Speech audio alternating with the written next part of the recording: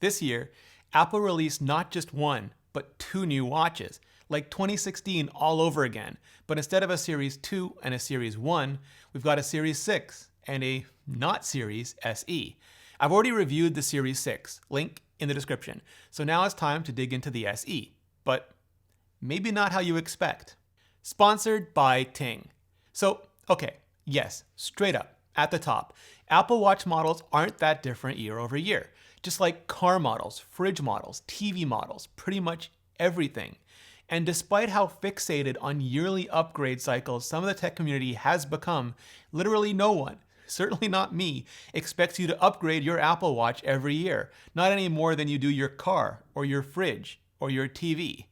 And sure, if money is no object and you just love your tech, or if you're on some leasing or financing plan, or you're buying this year so you can hand down last year's to somebody else, or whatever, of course, you upgrade you. And who are we kidding? If that was you, you already did you. That's why I'm aiming this review at everybody else. The 75% Apple CEO Tim Cook said were first-time watch buyers, and the vast majority of the rest who likely have an Apple Watch series less than 4 and are looking to upgrade after not one, but a few or more years. And what I'm going to tell you is this: if you can afford it, get an Apple Watch Series 6. It has absolutely every one of the latest, greatest Apple Watch features. And that means you'll never find yourself missing out on something later that you want or need and could have had for just what amounts to a few dollars more a week. And that includes the computer system inside the watch, which means not only will you get more now, but you'll continue to get more over time, for as long as possible, going forward, increasing that value over time. And yeah, I'm talking about watchOS updates. But if you can't afford it, or if you're on the fence about whether or not you should spend your hard-earned money on a starting at $399 for Wi-Fi, $499 for LTE Series 6, rather than saving some cash by going with the starting at $279 for Wi-Fi, $329 for LTE SE, well, here's what you're giving up for that $120 to $170.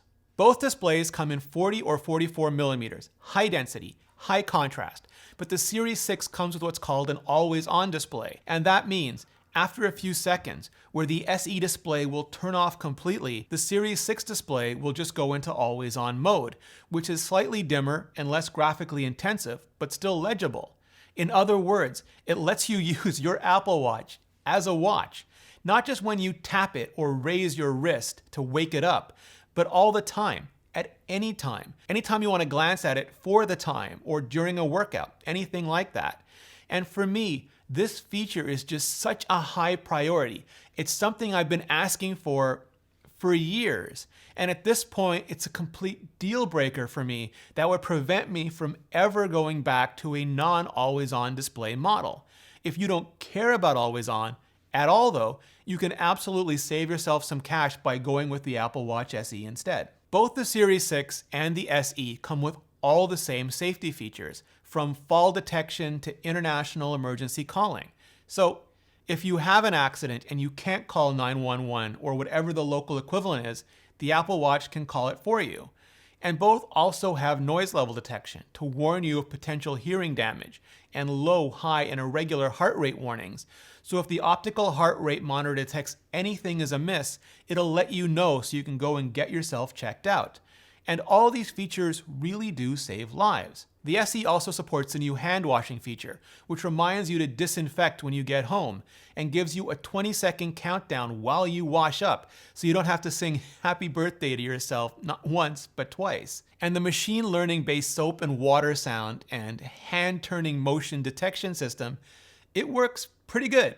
But if I stop for any reason in the middle, I can just never get it to start up again, which is frustrating. And hilariously, if I'm cooking and food is just sizzling in the pan and I turn the pepper grinder, it'll also start the countdown, which is just too much pepper for anything but cacio e pepe. Likewise, you can use family setup for both.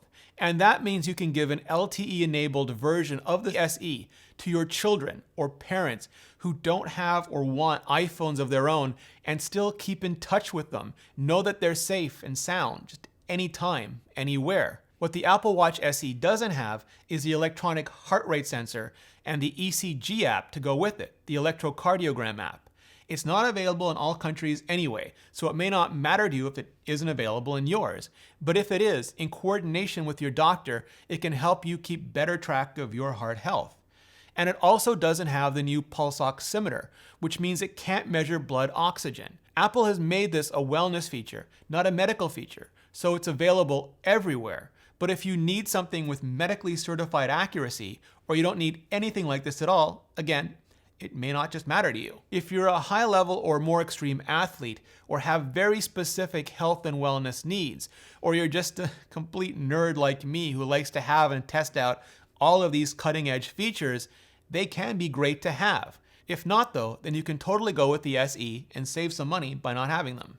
Aside from the ECG and blood oxygen apps, can run all the same watchOS 7 and Watch App Store apps, things like Maps, Messages, Mail, just everything you'd expect on a modern computer watch, and much of what you'd expect on a modern computer phone as well. Also, new features, like the hand washing I mentioned, and like sleep tracking and watch face sharing. And I covered a lot of this basic functionality in my Apple Watch Series 6 review, so I won't repeat it here. But if you're completely new to the Apple Watch, make sure you check it out and hit that subscribe button and bell so you don't miss any videos in the future. And it's really what separates the Apple Watch from longer battery life but less functional fitness bands and watches. Features cost battery life. The more a device can do, the more battery life it eats up doing it. So just like you need to charge your smartphone every day, you'll need to charge your almost as smart watch every day as well. And if you really want an Apple Watch, but want as much battery life as possible, and the new faster charging feature that goes with it, you can get an Apple Watch Series 6 and just turn off some of those features, like the always-on display and the heart rate monitor during workouts, and that'll lower power draw. But personally, I hate trading utility for battery. I would much prefer to charge and use again. But again, you charge you. The Series 6 will also launch apps faster, and apps will work faster on it. If you've never had or used a Series 6, you won't notice a difference. But just don't use a Series 6. You also don't get the U1 chip on the SE, which is Apple's new ultra-wideband spatial positioning chip. It's not actually used for anything right now on the watch, but Apple says it'll eventually be used for car key style features like iOS 14 is bringing to the iPhone. And of course, it's almost certainly going to be used for the next generation Find My Network features whenever those start rolling out. So it just depends if you want to be a little bit more future-proof or not. What you don't get anymore, at least not in the box, is an AC adapter. Apple says it's to combat e-waste, but for anyone new to Apple Watch, it means scrounging for or just sharing an existing adapter, plugging into the USB-A port on a PC or power bar, or coughing up some extra cash to buy a separate adapter.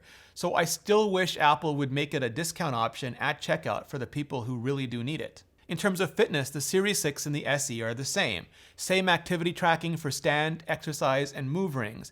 And with watchOS 7, you can finally, legit finally, change your stand and exercise goals so you can have hardcore or even light or rest days if you want. Also, same workouts available, same digital compass and new always-on altimeter if you prefer those workouts to be hikes and climbs. But also both work with Apple's upcoming Fitness Plus service, where you can integrate the Apple Watch with the iPhone, the iPad, or the Apple TV, and do just a wide variety of guided workouts whenever and pretty much wherever you want. And that's all coming late this year. The major difference between the Series 6 and the SE are all the finishes you can get. Sure, on both the Series 6 and the SE, you can get silver, space gray, and gold aluminum for the regular version, and silver and space gray for the Nike Plus version. And yeah, both have a Nike Plus version, and they cost exactly the same as a regular version. So if you don't want the gold finish, and like the Nike Plus bands and watch faces, like at all, get one of the Nike Plus ones. You can always switch the Nike Plus to the regular bands and watch faces, but you can't ever switch the regular ones to the Nike Plus, so it's worth getting that as just a bonus. Also, both the regular and Nike Plus have sapphire crystal over the sensors on the back, but ion exchange glass, which is to say chemically hardened glass, over the display in the front. It's the same material that's on pretty much every smartphone, but it's still not sapphire crystal. So if you want that back and front, and if you want any other material at all other than aluminum, you'll have to go with the Apple Watch Series 6 and the even pricier stainless steel or titanium versions. And if you don't think anything like that is worth paying anything extra for, you can save some cash by sticking with aluminum and sticking with the SE. And that's really the whole TLDW of this review, the spoiler I dropped right at the beginning. If you want a modern Apple Watch, but you don't want to pay Apple Watch Series 6 prices, and none of the extra bleeding edge features that come with the Series 6 are at all compelling to you, never mind deal breakers, then Apple Watch SE is great. And if you want to save even more money, especially if you're at work or at home, or just working from home right now with tons of Wi-Fi and don't see the need to pay dime one extra for your cell phone data, or talk, or text as well, then check out Ting. Ting offers coverage on Verizon and T-Mobile, so no matter where you are, if and when you go, you'll have more service options in more places. And it works with almost any phone. The iPhone, for sure. Also Google's new Pixel, Samsung's latest Galaxy, the Slabs, the Folds, the Flips, pretty much anything you can put a SIM card in. The average Ting bill is just $23 a month, and that can mean a lot of extra cash to put towards your next iPhone or your next Apple Watch. And with no contracts, no commitments, and since you're watching this video, you can get a $25 service credit to try Ting out. Bring your own phone, bring your own number if you want to. Just go to rene.ting.com and see how much you can save and get $25 off. Seriously, go to rene.ting.com or click the link in the description and start saving with Ting. And clicking on the link just really helps out the channel. To learn more about everything Apple's announcing this fall, click the playlist above. I've got hands-on, reviews, breakdowns, everything. Just click the link and I'll see you in the next video.